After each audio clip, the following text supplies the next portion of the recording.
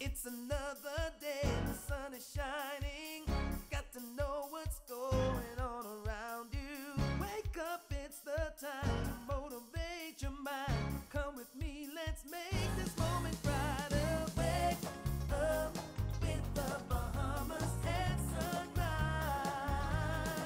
Come on and wake up with the Bahamas at sunrise. Wake up with the Bahamas at sunrise. Wake up with the Bahamas at sunrise. Hey.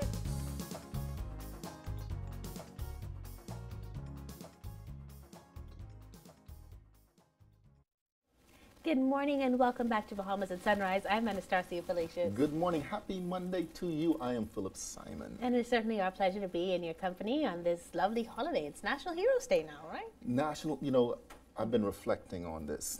I've been thinking. Okay. And when we say national heroes, it is, obviously we're going to celebrate with persons who've been recognized nationally, but just make that a little smaller, right? And start to think about the people in our own lives who have had such a significant impact on who we are as a people, who we are as a nation, who we are as individuals. And then on top of that, I think I'd said this earlier after Dorian, and just watching those images, we have a lot to celebrate when we talk about heroes in this country. We've had a couple on this show, but there are so many of them. I think they're all heroes, especially what we've just been going through. Yeah, certainly. Yeah. As you said, I think back on my own life, and I look at all of the people that were so instrumental, like just individuals that took the extra time to coach me or to mold me or to school me. And I look at where it's brought me, and I'm just so appreciative of them, each of them being heroes in my life. And then you look at Dorian, there was a young man in Arden Forest who I think might have been 14 or 15, and he went from home to home in that area, lifting people on his shoulders to take them back to his parents' house as a safe haven. And so you read the stories post-Dorian. Another friend of mine who was the only one in the community in Abaco with an alive cell phone and was able to, each morning he would wake up, go to, look up groups of people to let them use the phone to call. And so those are the types of things that really make us heroes, and certainly post-Dorian, we've seen that in each other, just this reflection of love and service, which is what we're called to do. And So love and service, man. And I say it all the time, despite these headlines that we get every day, this little country, our people, we are some of the best in the world. We are the most loving. I think that, you need to be exposed. You need to go out there and really encounter some other cultures, some other people, and you will know that there's no place in the world like the Bahamas. So let's celebrate today. Certainly. We've got a wonderful show lined up in celebration of that. I have a lot coming for you this morning. Yeah, we are talking with Reverend Charles Sweeting again. He is one of those who's confirmed with a national honor this year. Certainly he's been doing tremendous work for a very long time. Rev, I'm not calling you old, but you've just been so significant for so long. We're so happy to have you on the show this morning. We'll also get an update on the landfill. Okay. There have been no fires. I haven't heard anything about the landfill in the last several months. Yeah, well, they started a new process there. And so, I want to send this very special shout out to my brother-in-law, Bentley Higgs. He's one of the engineers. He studied landfill remediation over there in Tallahassee, and he's been back home working with the company. And so, they've been doing some great stuff. No news is great news, actually. And of course, we're still talking with Sun Oil and all the things that they're doing over there in Abaco. All right. And in addition to that, the Ministry of Education is back with us. They have a special services unit. We're going to learn more about what they do this morning. We'll also speak with the president of the B3As about the IAAF championships. Yeah, still celebrating. Yeah, man. Shawnee with the silver, and of course, Speedy Stevie. Speedy Stevie. With the gold. And he really just made Abaco so proud. Just doing an awesome job. And with ease, Stevie crossed that line.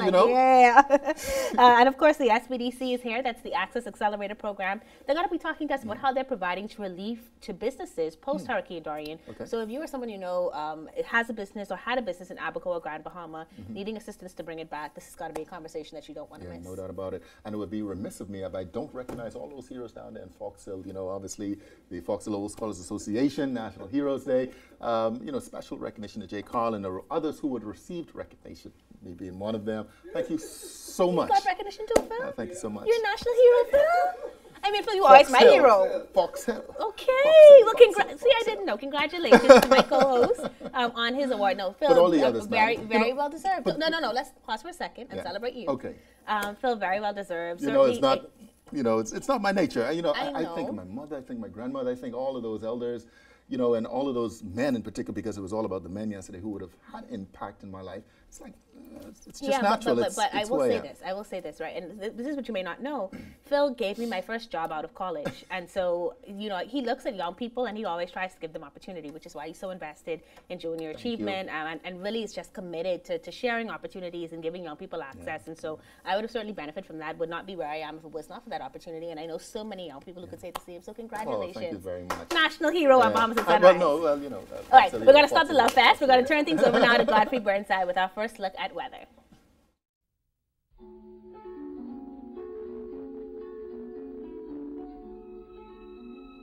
Weather at Sunrise, brought to you by Bahamas First. First in insurance, today, tomorrow.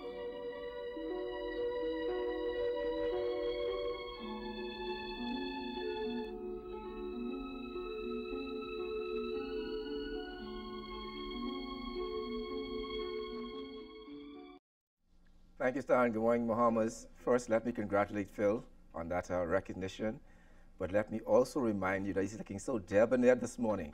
And this is a holiday. Debonair this morning, and look at me. He brought in casual days, and now he's got his coat, his tie, looking so nice this morning, and I'm here in my little t-shirt. But anyhow, the weather first. High pressure dominating the weather across the islands, and then we have another front boundary to move here sometime at midweek, and that will cause some increasing clouds over the islands during the midweek into the end of the week of next week. But today, mix of sun and clouds, a bit breezy, with a few showers, isolated thunderstorm, high temperature 89 degrees Fahrenheit. Tonight, partly cloudy skies with a chance of a few nighttime showers, a low temperature going down to 77 degrees Fahrenheit. And some regional highs and lows across the Caribbean, Barbados 84 and 79, in Jamaica 81 and 73, in Trinidad 84 and 76, and the Turks and Caicos Islands 87 and 77. Across North America, Atlanta 78 and 60, in Raleigh 78 and 63, in Miami 85 and 78, Dallas, Texas 88 and 66, and Toronto, Canada 62 and 53. And now around the tropics this morning, around the tropics we're still looking at two little systems, non-tropical low off the northeast United States moving towards the northeast, has a 20% chance of development over the next 5 days.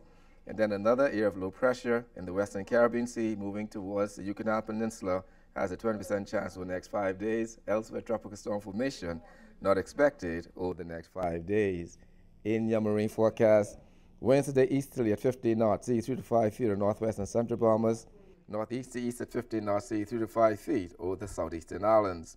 On Tuesday, across all the islands, winds easterly at 10 to 15 knots, sea 2 to 4 feet. Then on Wednesday, those winds become southeast to south ahead of that frontal boundary, 10 to 15 knots, sea 2 to 4 feet in northwest and central Bahamas, continuing easterly at 10 to 15 knots, sea 2 to 4 feet over the southeastern islands. Your tides. You can expect a high tide at 7:48 this morning. Your next low tide will be at 2:06 this afternoon.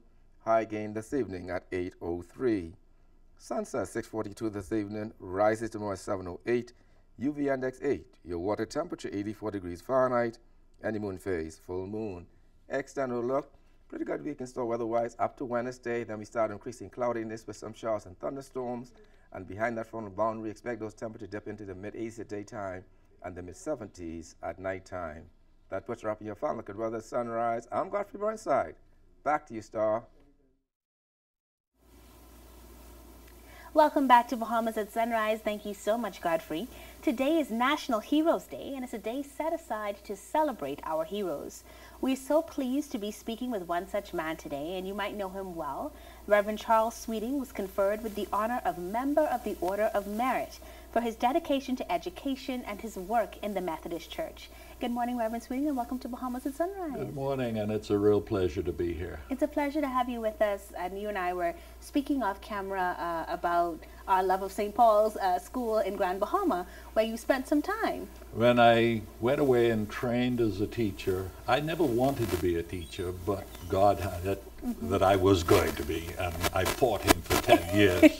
Eventually I gave in, and I went to QC as a teacher, and I was really involved in working there as a teacher and a chaplain, and a problem developed at St. Paul's where they needed a principal, and even though I was still a very young person with very little experience, I was sent there and took over what was basically a primary school. But by God's grace, I was able to add on the high school and have the first high school graduates from St. Paul's. Wow. One of whom was Avelino McGibbon with his 7 A's and 1 B, Wow. which nobody in Freeport had ever heard of. Wow. In fact, when I decided to add a high school to St. Paul's, it was because no one in Freeport was allowed to take more than 4 O-levels, Wow. and you needed 5. And I went there in the year of independence, 1973, and I said, no, no, no, no, we have got to open the door for Bahamians. Wow. Mr. Dyer had opened the door for me as a Bahamian, and so I felt I had to open the door for other Bahamians, and I got QC to send me the Goodhands, Harold and Vi Goodhand, Okay. who helped in the process of adding on that high school. And I've always felt that was probably the most significant thing in my life. Wow. But it was quite an honor after 6 years in Freeport to come back to Queen's College as the first Bahamian principal, Wow. which Mr. Dyer had predicted. That was the unique thing about Mr. Dyer. In a colonial age when most of the colonial persons did not want to see Bahamians get qualified, Mr. Dyer would identify Bahamians. Durwood Knowles, Right. a prime example, but Right. he would identify others who he felt could make a significant contribution to the Bahamas, and he would get those persons ready for what he called me into his office when I was 17 years old, and he started giving me information on Queen's College that as a student I found uncomfortable. And I said so. And he said, no, you will be the first Bahamian principal Wow. of Queen's College. I've got to get you ready for that. Wow. He left me all his books in his will. Wow. And 22 years after he made the prediction, I became the first Bahamian principal. That is a phenomenal story, and this is why someone like you ought to be honored, because you think about the doors that you would have opened for other Bahamians, and you know that this is an honor that is well deserved. You were also inducted, of course, into Queen's College's Hall of Fame, and you didn't say it in your story just now, but I've been told that you were head boy at the school back in 1959. So first head boy, come back as a teacher, go to St. Paul's, become a principal, bring on the high school there, come back to Queen's College, be principal there, the first Bahamian principal there. Now you are a Hall of Fame inductee. What do you want your legacy to be like in terms of Queen's College and the Methodist education system? Well, I feel that the same God who made it impossible for me to do anything but have a career in education and in ministry, that he is the one who will deal with the legacy. My big problem is that I can't share it with all the people who were the wind beneath my wings. I mentioned the Goodhands in Freeport. Yeah. But at Queen's College there were others. Phil Cash, who took over from me briefly, then he succumbed to cancer and I had to go back in as principal again. Yeah. Andrea Gibson, she was in the very first class that I taught when I went to QC Wow. as a teacher. Right. And it was such a pleasure to hand on the baton to her, and she did a fantastic job for her 22 years. So yes, that's what I feel my legacy is, that in the same way that so many opened the doors for me, I felt I had to open doors for others. And those doors are still being opened, not just at Queen's College, but now it has spread throughout the educational system. Certainly. So you serve so much of your life as a teacher, as a principal, guiding students in the education space, but then also in the spiritual space in church. And you went on to lead the Methodist Conference. What has that experience been like? Did you always know that you would have a calling to do that type of ministry? I wanted to be a lawyer. Leonard Knowles was a member of the church where I grew up.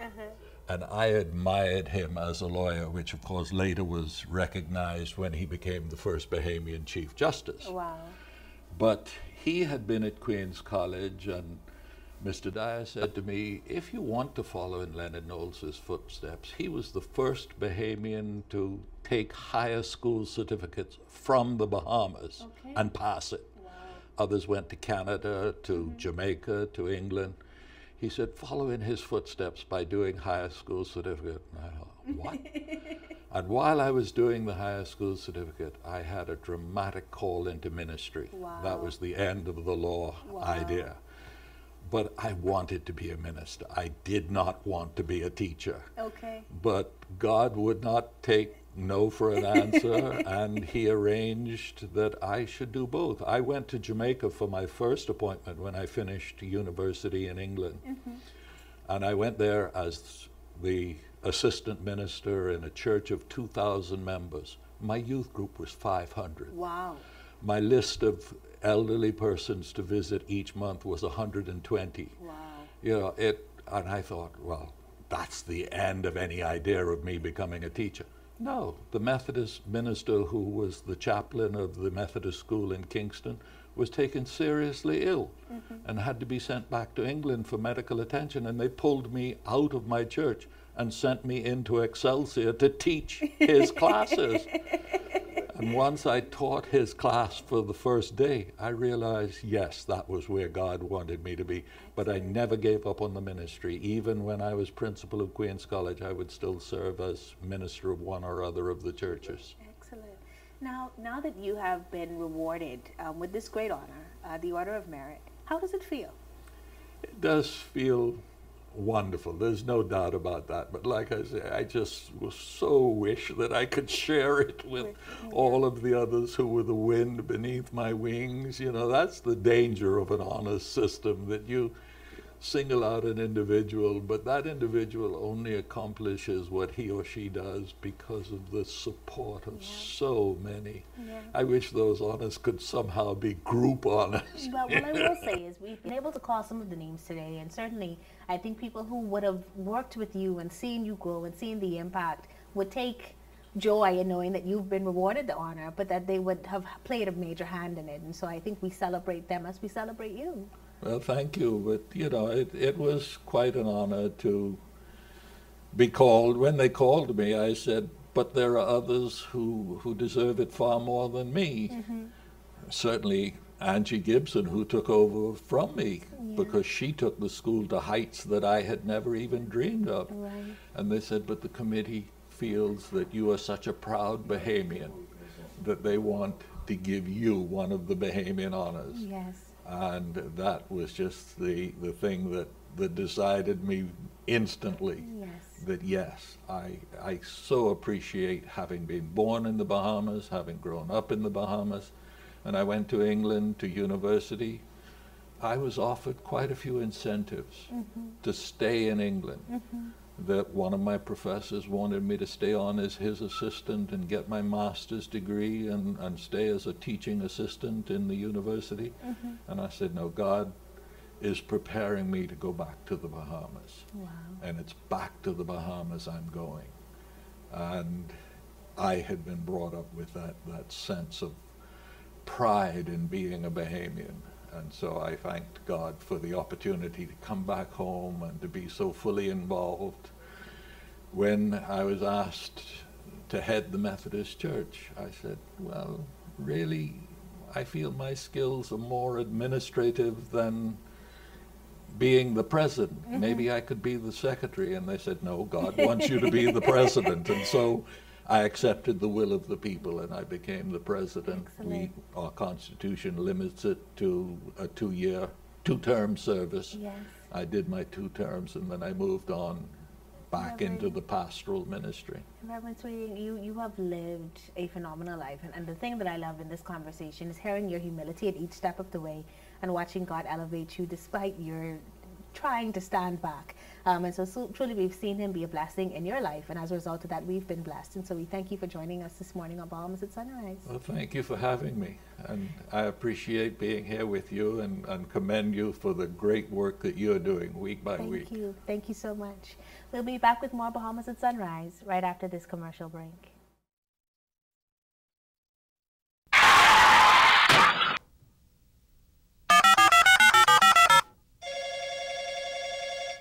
Good afternoon. First response. How can I help you? I've been in an accident on West Bay Street. Can you send someone to help? Yes, ma'am. A first response team will be there in 15 minutes. Are you hurt? No, I'm fine, but a bit upset. We're glad you're not hurt. Please, try to relax. Our team will take care of everything as soon as they arrive. First Response provides immediate on-site service and support from the scene of an accident through the claims and repair process. And it's free to all Bahamas First insured drivers in New Providence every day for any type of accident. If you drive and want First Response on your side, call 321st or visit bahamasfirst.com for the name of an authorized Bahamas First agent. First Response can't prevent an accident from happening, But it can certainly ease your mind when it happens. We get up early every morning to offer safe and dependable service.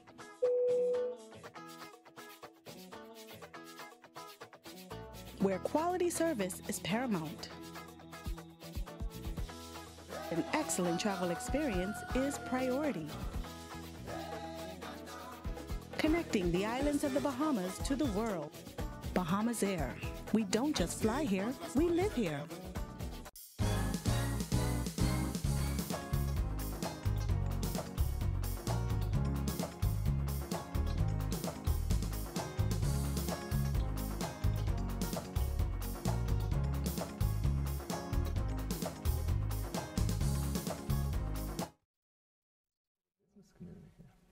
Welcome back to Bahamas at Sunrise. Having a conversation here this morning with Henry Dean, Head Waste Resources Development Group.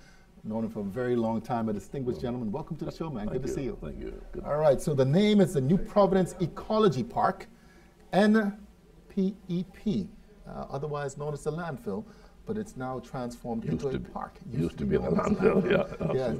You guys have actually changed that from an open waste type of dumping ground into a clean, safe, organized park. I was saying at the beginning of the show, I haven't heard much about the landfill, the way that it used to dominate the headlines in years gone by, negatively speaking, which means that something good is happening. Something good is happening. I would think it has since March of this year, when the government gave us a contract, a 10-year contract to manage the landfill. I'm a part of a group, Waste Resource Development Group, which consists of 7 garbage companies. There used to be 8 of us, and we have been knocking on doors for 15 years, no less. Wow. And we thought we had it secured in the last administration, and that didn't work. But in this present administration, the government decided to grant us that contract, and I want to, at the onset, express appreciation and acknowledge the F&M government and Prime Minister and his team for granting this opportunity to us and relatively young Bahamians. Yes. Our intent is certainly to make this work, and that this could be a motivation, a guide for other groups of people, because once we prove our worthiness, we hope that this will open doors for other people to be challenged. Being in the garbage business myself for 32 years, I've come to appreciate how the landfill has evolved. And yes, for plenty of those years, almost every year, there's a catastrophic fire. And we celebrate that in 2019, we have managed not to have any real fires at the landfill. What has been the difference thus far? I know it's only been maybe about 7, 8 months now. What has been the biggest difference in the approach, I think? The difference for us is that we have planned. We know what we always knew what needed to be done. Right, of course. Previously, when there were fires, we had to be mobilized. We have to mobilize trucks and soil, fill, and equipment. We know what had to be done. And so as soon as we took over, we spent a huge amount of money securing fill. Okay. So we make sure that the whole landfill is properly covered with fill and compacted. Okay. Fill and compacted, what that does is reduces the pockets of oxygen. There's probably always going to be some fire beneath, of course. but if it's not allowed to breathe, then it won't expand. And so we have done that. And then two, what we have done is we have created proper roads which provide smooth access in and out. Another thing we've done is we've sectioned the landfill. Different materials. Different materials, but more importantly, control. There's no massive area of offloading garbage. It's confined, and at the end of the day, it's dealt with. If we expand the area, then that creates a challenge for maintenance. And so those have been things we've done differently. And you call it, you know, it's an ecosystem. I mean, well, we're gonna get there. We're still in the development stage, but I think starting next year, you're going to see all kinds of things happening. Yeah, recycling as well. Recycling is going to come. We're going to have recycling. We're going to have some recoveries. We are considering turning our waste into some sort of energy. We're going to be mulching, plenty of that stuff where we could get fertilization to composting. So there are a whole lot of things we will be doing to generate added income. And we're excited about it. You know, that sounds exciting. I mean, even when you hear the term park, you know, that's a completely different, you know, identification of what we've called it in the past. You know, and I've seen, you know, some landfills and, you know, around the world where, you know, they have this green space. And I mean, is that something also you're looking to? The birds have come back. I'm told week before last that there are probably 15 variety of birds that come there on a daily basis. We are negotiating to have seedlings placed down where the area that is not going to be used again is covered with green. We're going to have some lookout posts at the top of the hill. Our intent is to create a small golf course that people could come and. Wow, seriously. I was in a meeting yesterday and we were talking about parks in the Chippenham Rock Crush area and the complaints. I told them, come see us next year at the landfill. You can have lunch at the landfill. And so we intend to make it first class, really community friendly, without any adverse concerns. I mean, looking forward to that. So much possibility. You know, we've always had this conversation, even way back when, about, you know, converting that even to an energy center. I mean, so I'm sure these are all within the plans for the future. Well, we have to include them because our income at present is stagnant, it's limited, and if we want to grow and get returns on our investment, we have to look at other medium of income. All right, great, excellent. I mean, like, is it open? I mean, if somebody wanted to kind of just learn more about you and what you're doing, I mean, is that something we're creating our own web page now, but at any time someone could come down and feel free to. We'll provide an exposure for them tour of a facility. In fact, proactively we are talking about inviting schools, groups of schools. And while we're at it, I think we ought to. It's important for people to know that. That's a landfill, that's a dump site. But we're more than that. We have 65 or so employees. Correct. We have maybe 30 different vendors providing equipment. We spend a huge amount of money with field. So we impact in the community. Absolutely. It's not all about profit for us. We are sharing and this thing with other people. And we want the general public to know that for us to make this happen too, we need their support. Out front, we have 8 large dumpsters. We have people to come and drop their household stuff. We just want them to be cooperative with us, and we're going to get there. All right, great. That's called the New Providence Ecology Park. We've been with Henry Dane. He's the head of the Waste Resources Development Group, doing a lot of good things out there, man. Good to see you again. It's been a long time. Exactly. All right, good. You're watching Bahamas at Sunrise. We'll be right back.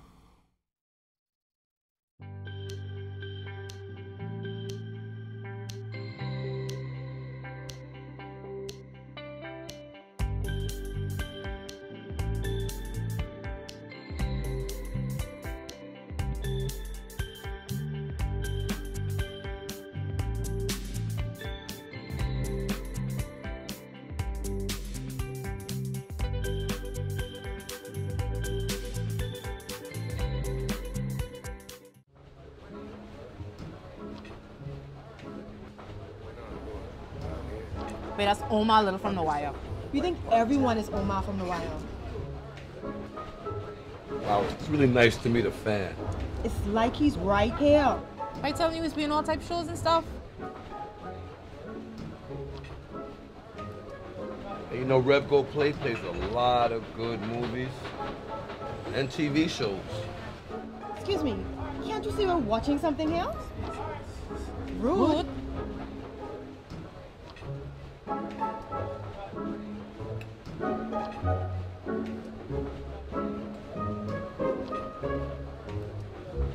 Settle all your pop culture disputes with Rev Go Play.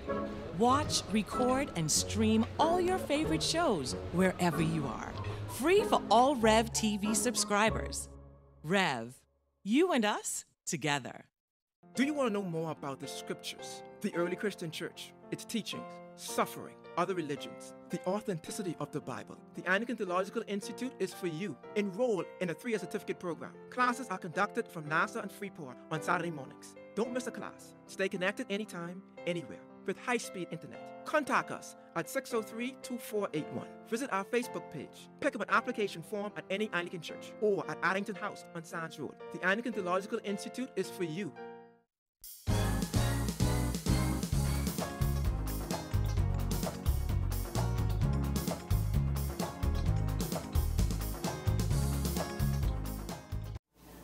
Welcome back to Bahamas at Sunrise. Now, there were many business opportunities on the islands of Abaco and Grand Bahama prior to Hurricane Dorian. As a matter of fact, those two islands made up a significant percentage of our economy, being the second and third largest economies in the entire country. Well, post-Hurricane Dorian, we recognize that there are many challenges that businesses would have faced. And while some people might have lost their lives, some people their homes, many people did lose their businesses. The Access Accelerator Small Business Development Center is dedicated to helping those entrepreneurs get back on their feet. This morning we're going to learn how. Very happy to welcome to the show Davinia Grant. She's the Executive Director of the Small Business Development Center, and she's brought Nicholas Higgs, who's the Senior Business Analyst for the Small Business Development Center, to join her. Gentlemen and lady, good morning and welcome to Bahamas at Sunrise. Thank you. Thanks for having us. Always a pleasure to have you, Ms. Grant. You switched the name up on me since you were here last time. Just a little bit. But we kid, and certainly, obviously, you are a jovial spirit, but this is a very serious situation, and we recognize that the impact can be drastic if we don't get people back to work and businesses back up and running. Before the storm, what was the engagement like between the Small Business Development Center and businesses on Abaco and Grand Bahama? Before the hurricane, we had about 1,200 between Abaco and GB out of 4,500 applicants. Okay. And out of that, we had about 5 classes in GB and 2 in Abaco. Okay, so 1,200, that's quite significant when you think about those numbers. I'm sure there would have been startups and existing businesses. Yeah. Exactly. And then when we think about the storm and how that has impacted things, do we have an idea of how many businesses might have been impacted between both islands by the storm itself? Well, based on what we know from our partners, the Chamber in GB and the Chamber in Abaco, the lion's share of their members were affected. Wow. Most of them, I believe, about 60% of them did not have insurance. Wow. And then there was another good portion that might have been underinsured or insured for some things and not insured for other things. So there are any number of challenges going on right now with the businesses in those two islands. All right, and then that trickles down, obviously, because if businesses aren't open, that just impacts the entire community, right? Absolutely. Livelihoods, of course, but then just the ability to coordinate commerce between businesses, Yeah. I imagine, could be a challenge. So what has been the government's decision to kind of resolve this issue? Well, you would have heard that the government announced a $10 million funding, for hurricane affected companies. So the SBDC, the Bahamas Development Bank, and the Bahamas Entrepreneurial Venture Fund have been asked to coordinate efforts to be able to distribute this funding. Okay. The idea is that the government wants to invest the funds, but make sure we have the support on the back end to ensure success of those economies. So the SBDC will assist with the initial vetting of the companies, along with our partners, along with the chambers as well. Mm-hmm. And then the back end is when the real work begins, where we do our weekly check-ins, where we participate in some of the decision making. We help with a lot of the rebuild, not necessarily physically, Mhm. but the strategy required to ensure that the right decisions are made with the funding provided. So we're ready. We've almost doubled the team because we don't want what we're doing to affect the clients that we were already trying to serve with the limited amount of team members we had. So we've had to increase the number of persons on our team to be able to quickly assist these companies at the moment. All right, and so you say quickly. We're about 6 or 7 weeks post-hurricane. If somebody actually applied for this program, as you guys are talking about it, what would the turnaround time be for that applicant? That applicant would be from application until approval or from the bank would be 10 days, 10 business days. Okay, that's like the best time I've ever heard in life. Yes. Okay. Yeah, so there were several things we had to do to make that happen. Okay. We would have been working with companies now for a year. SBDC has been here for a year since September 20th. And in doing that, we would have been able to refine the process in terms of what it takes for banks to make those types of decisions. Okay. So there's a difference between what we do to help a company develop their business idea and know how to manage that and what a bank needs to make a credit decision. Okay. And so we've narrowed down this process to the credit decision requirements, and that's actually much less than what we do with our normal clients. Okay. So the banks have vetted that, and they've accepted an abbreviated form of a business plan, and that's what we're preparing, and that can be done in 4 to 5 business days. And then once we get it to them in the format requested with all of the required documents, and I want to stress that there's an entire checklist of required documents that needs to go to the bank, and if all those things are in place, they've committed to a 4 to 5 business day turnaround. Excellent. The checklist is critical, and we know that there are persons who would have lost documents during the storm, and so we're making provisions to be able to assist with accessing soft copies of those documents. Okay. Soft copies right now are lodged any number of places. Okay. With government offices, with the banks themselves, because you would have had to have given it to them prior to now. Some of those have already been collected by the SBDC if you're an SBDC client. Okay. And so that's what we're going to have to work with initially until persons are able to go through rebuilding their lives with various documents. Yeah. So can they find this checklist anywhere? Is there an application form? Where could people kind of go for more resources to begin the process themselves? Physically, it can be found in the Edmund Moxie building on Blue Hill Road. Okay. It can also be found soft copy-wise on our Facebook page and and the website, okay, which is the Access Accelerator. .org.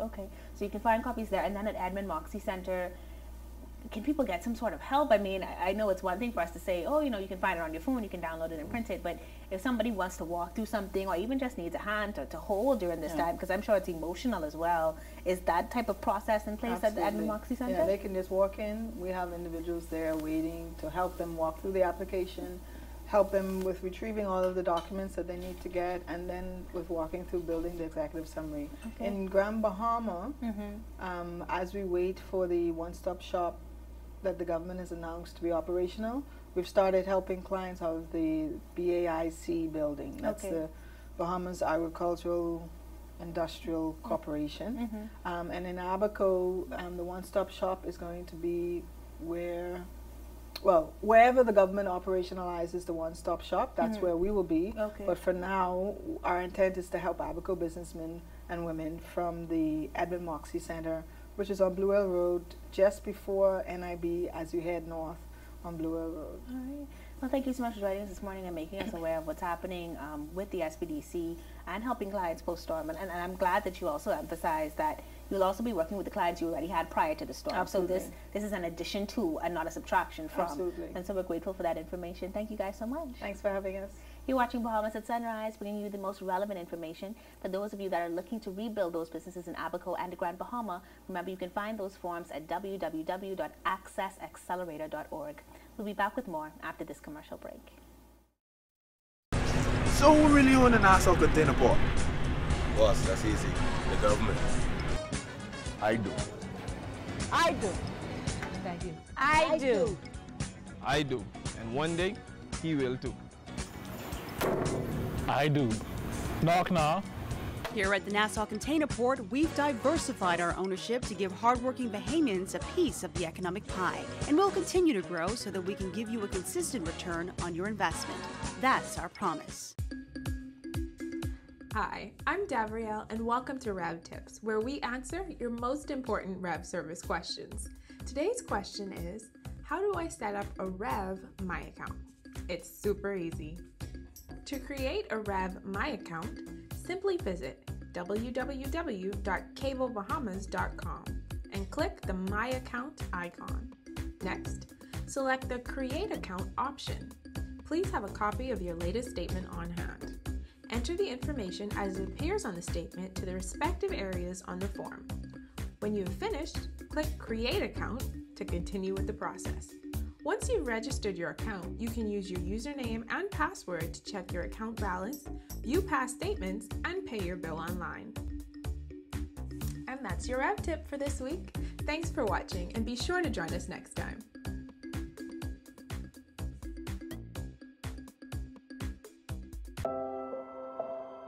I always wanted to come back to the College of Bahamas. I wanted to be a faculty. When the opportunity came for me to be Vice President of Operations, I said, well, let me try that first. It makes me proud because I was here before. I feel as if now I'm sort of like a beacon for those students who are here to say, hey, listen, I can actually be a Vice President. I can actually be one of the big leaders at the university. I'm Ronnie Stevenson, and this is my UB. Apply today at www.ub.edu.bs.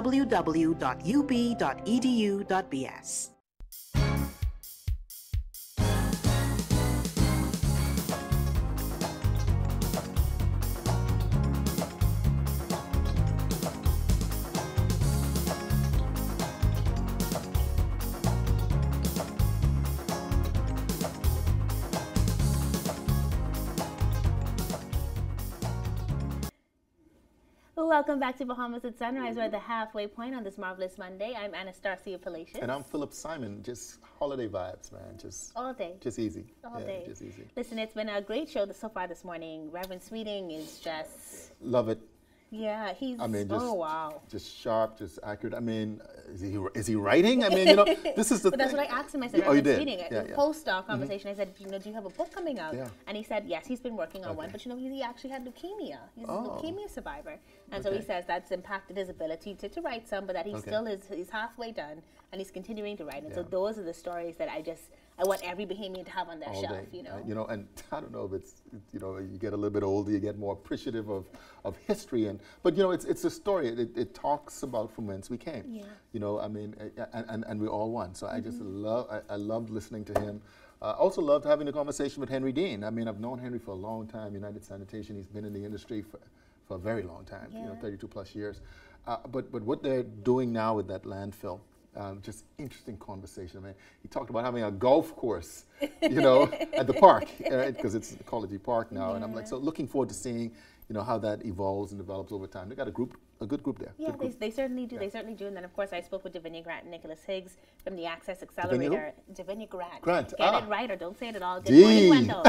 And no, in addition to that, they were just really talking about the way that they'll be helping these small businesses to rebound post-Dorian. Yeah. And so it really is a wonderful opportunity for people to get investments, because so many people did not have insurance or were underinsured or didn't have the right type of insurance. And, you know, that really just significantly impacts individual abilities to get back to work, you know, and so, looking forward to seeing what will come up the Small Business Development Center as they continue to grow. Cool. Looking forward to that as well. I mean, you know, we reflect so much on Dorian. I mean, we'll be doing it for a very long time. The impact has just been, you know, unheard of.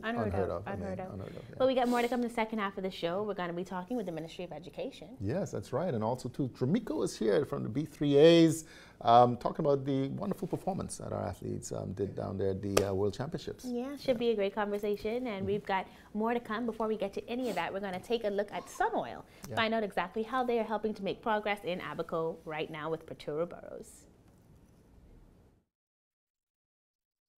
In the wake of Hurricane Dorian, Sun Oil Limited has set up mobile fueling dispensers in Abaco.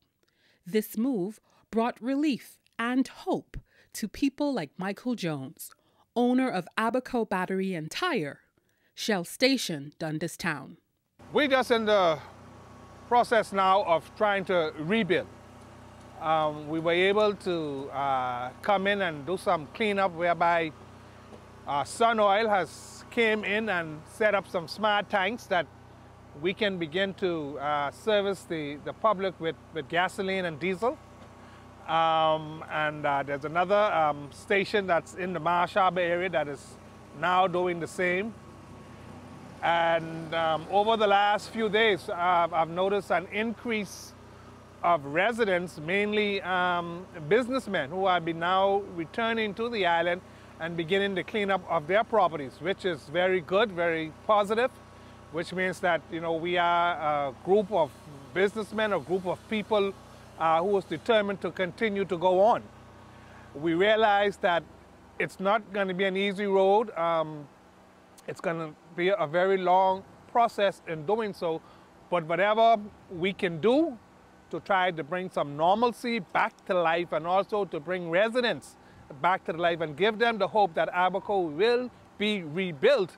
I think that is what the statement we are making today, and having to come back at this point to rebuild our businesses and our homes so that our families can return to this one beautiful island.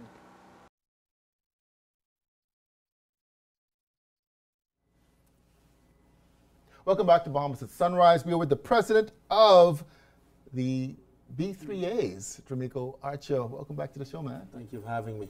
Boy, what a time.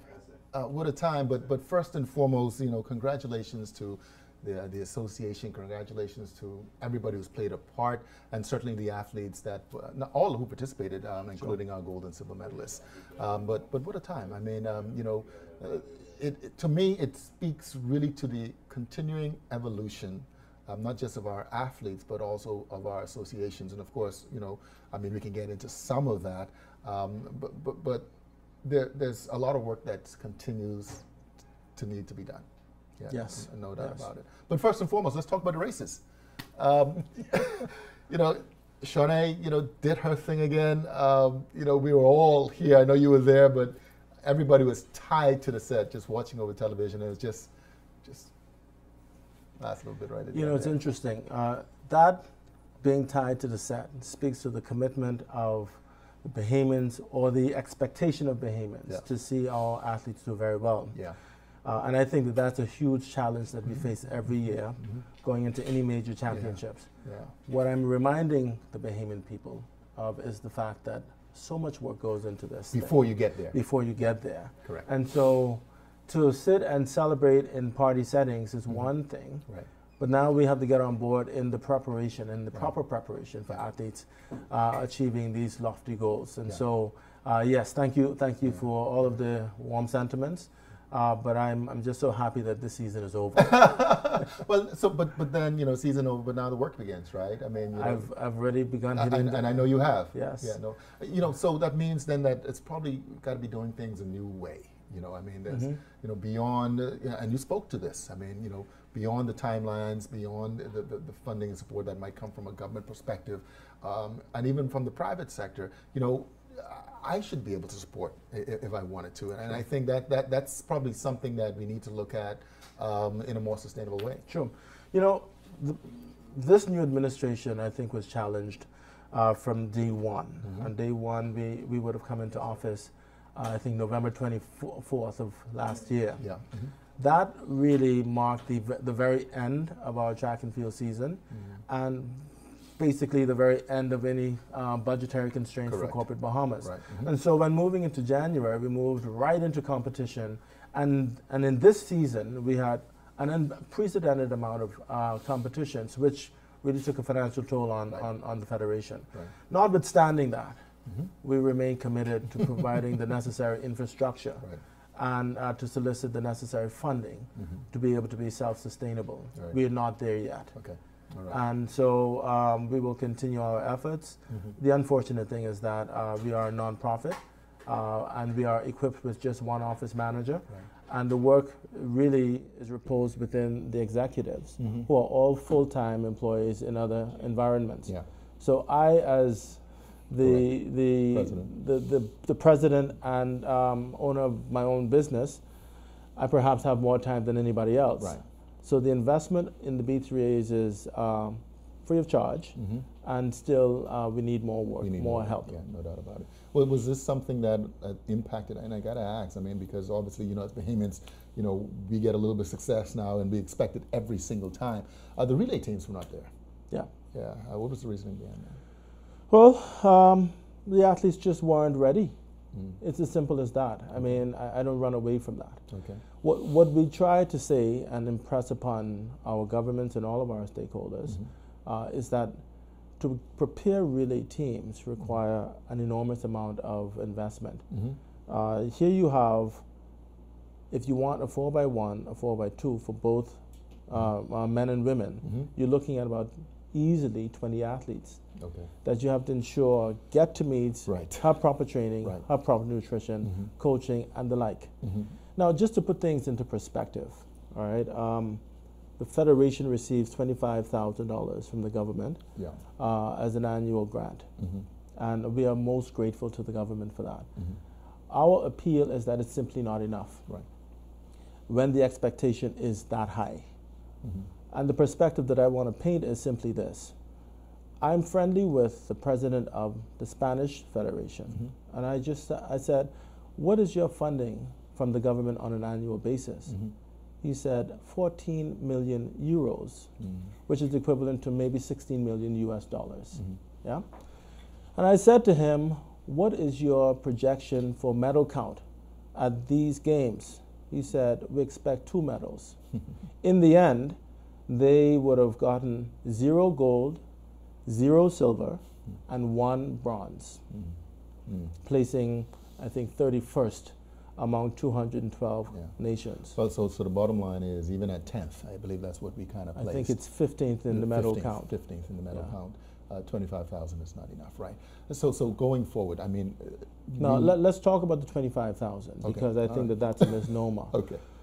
The government of the Bahamas would have earmarked 25,000 for the World Championships. And they would have given us our annual grant, which gave us a total of $50,000. We were most fortunate. The IAAF was generous enough to underwrite the cost of our athletes' expenses, travel and accommodation.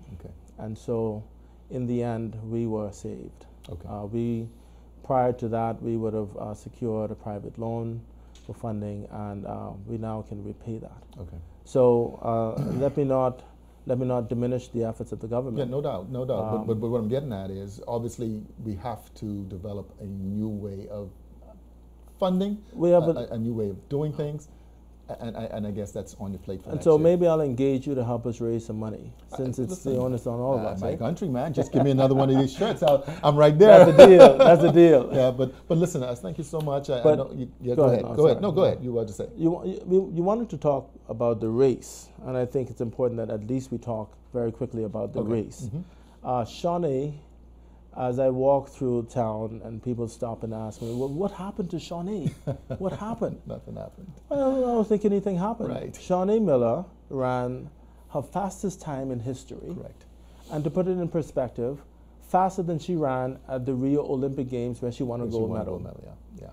NASA was just better. Yeah, just better that day. And, that's just competition.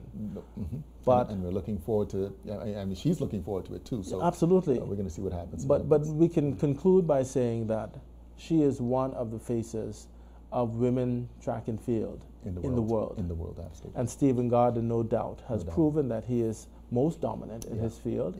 And I think that the Abaco boy, he really sent a strong message. The stadium went to a hush after winning. Wow. And, when you go quiet, that means you ain't got nothing to say. No, you ain't got nothing to say. You're in awe. You're in awe. Right. But listen, I continue to be so impressed with our athletics and what we've been able to do on the world scene. And listen, under your leadership, I know we're just going to go from strength to strength. It's a labor of love, and we'll continue to work. All right, great. Thank That's you. Tramico Archer, president of the B3As. You're watching Bahamas at Sunrise. We'll be right back.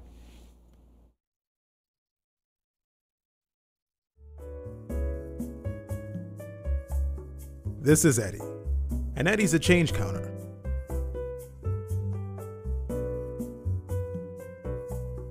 This is Sean. Sean doesn't have to count change because when Sean purchases a plan with Alive, it's VAT inclusive.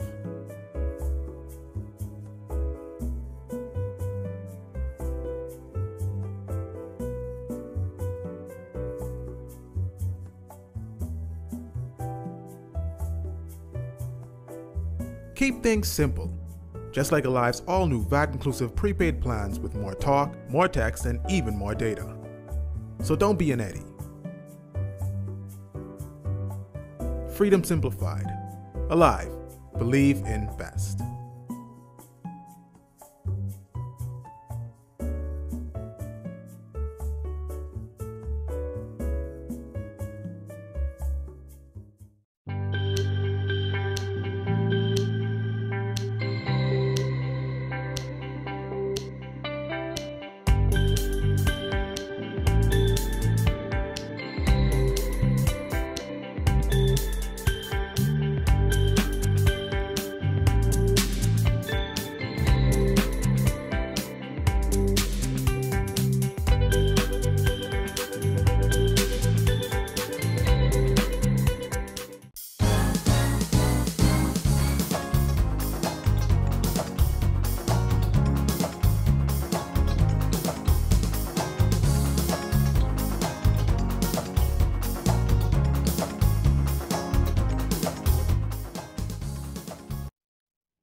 Welcome back to Bahamas at Sunrise. The Special Services section in the Ministry of Education is tasked with advancing innovation and excellence in special education to enhance the development of the overall child.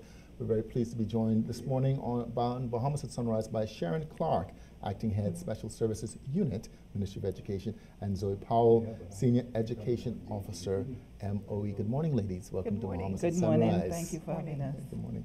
Speak firstly to the Special Services section. I know it's comprised of different units under the section. Yes, the Special Services section, like you just said, is comprised of 5 individual units, and we're the support system behind the regular educational system. So we're integral to the development and the progress of the child, and by extension their parents, guardian, as well as providing support for teachers in the areas of speech therapy, school psychology, guidance and counseling, special education specifically, as well as attendance, or what a lot of Bahamians would know as truancy services. Okay, all right. But that's a lot. That is. It is. That's a lot. So the overall charge is really to, when you say the special services section. It's to provide the support. It's to ensure that children, no matter where they're at, no matter what level of their development and their progress, that they have every opportunity to succeed and to benefit from our curriculum, whether it's the regular curriculum or whether it's the curriculum for those children who learn differently with special needs. Is there a, we talk about this all the time, children with special needs, and the need for a recognition of how to deal with them. Do we have sufficient trained persons in these areas, or is there a need for more? I mean, how does it work?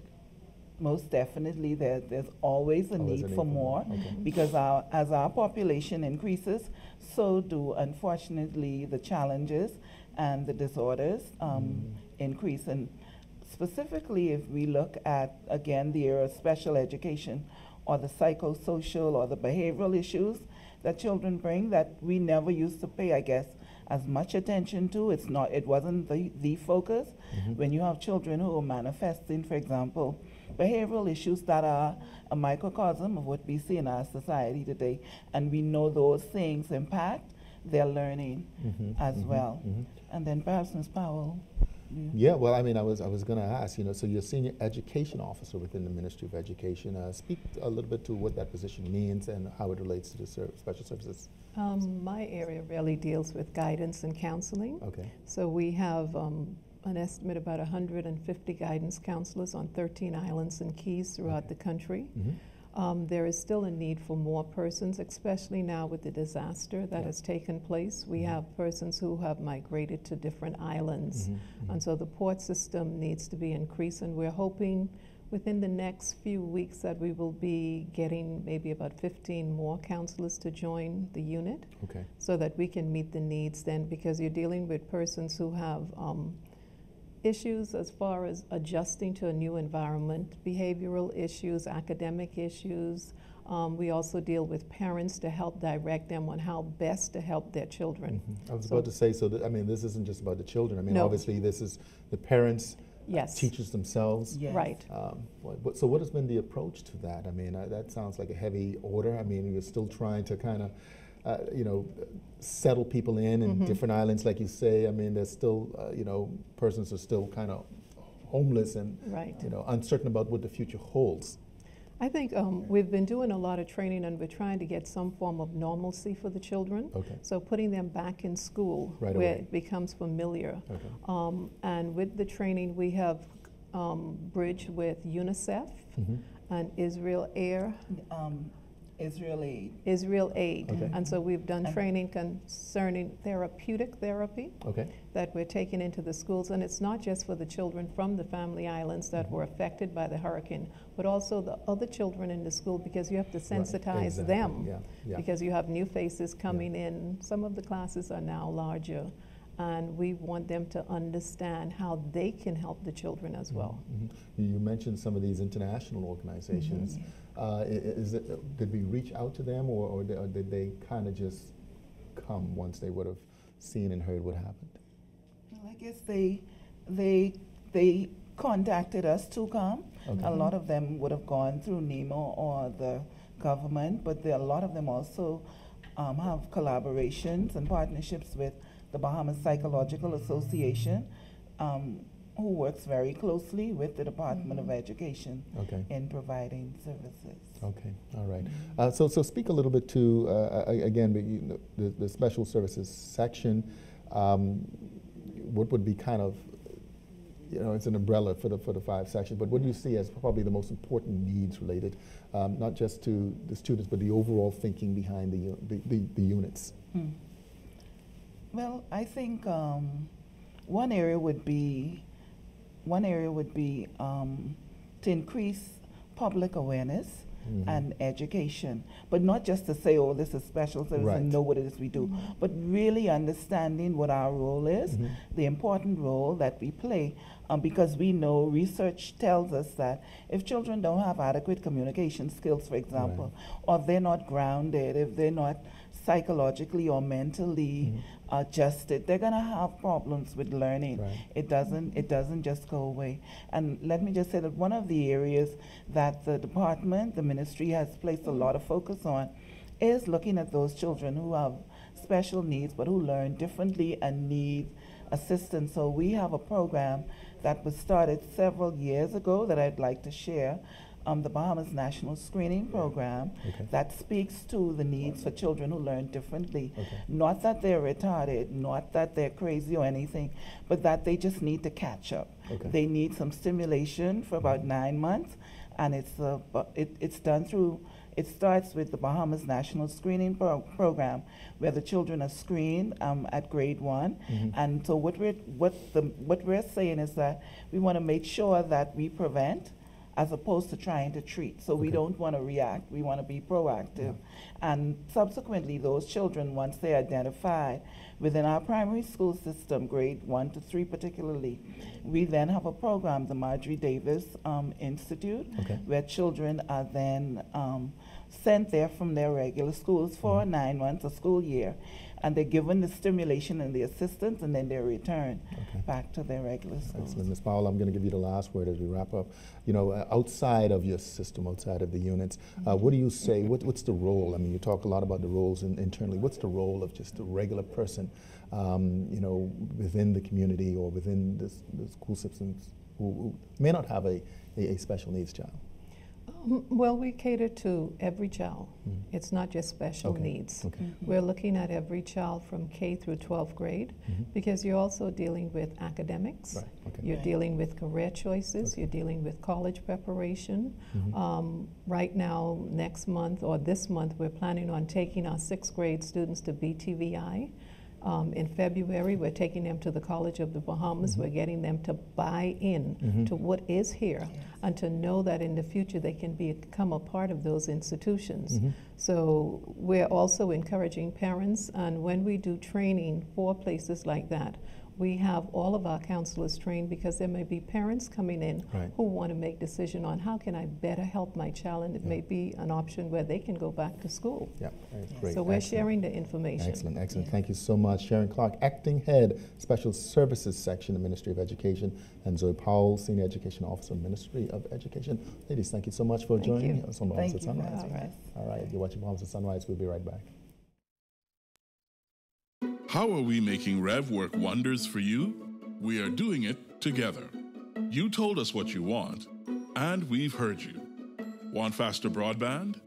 How about speeds up to 1 gigabit per second? Want shorter house calls? 2 hours max. We promise. Want to take your entertainment anywhere? Well, your Rev Go Play app is here. Rev, we've heard you. You speak, we listen. Rev, you and us together.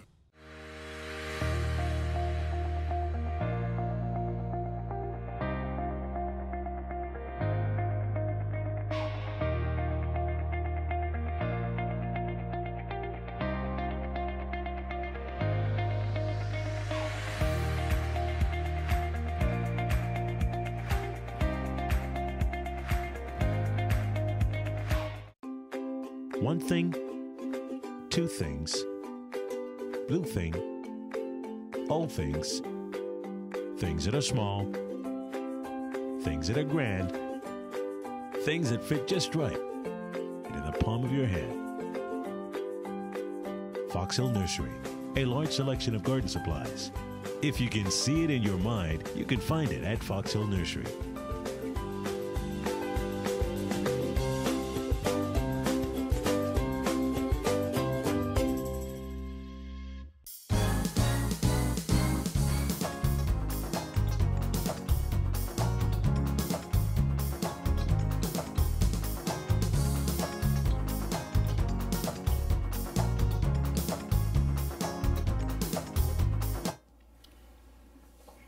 That's going to do it for us, folks. Thank you so much for tuning in today on this holiday. Got my national hero sitting on the side of me. Fox Hill hero. Listen, you guys have a wonderful day. Make it just a beautiful week, man. Just a beautiful week. And be your brother's keeper. We will see you here on Friday. Bye. Bye.